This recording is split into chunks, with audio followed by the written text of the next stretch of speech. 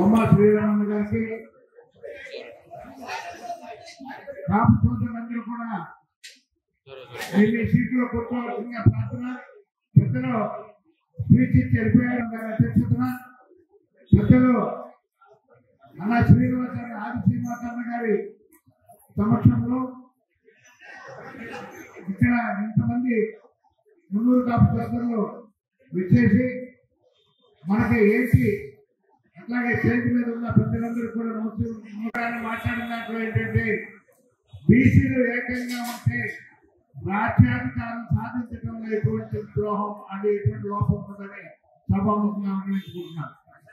ఈ రోజున మనకు ఒక అగ్ని పరీక్ష.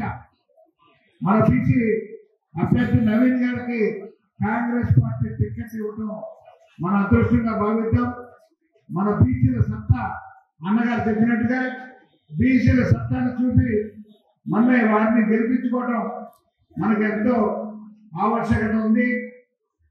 నిజంగా కాపులు, మున్నూరు కాపులు, తూర్పు కాపులు, అట్లాగే ఒంటరి ఇటువంటి వాళ్ళు మనకి నియోజకవర్గంలో దగ్గర 30,000 మంది ఉన్నారన్నా. 30,000 మందిలో ఒకవేళ 20,000 ఓటైనా 20,000 ఓట్లు అయితే 20,000 కూడా మనం ఓట్లేసి సత్తా చూపిస్తే డెఫినెట్ గా మన యొక్క మున్నూరు కాపు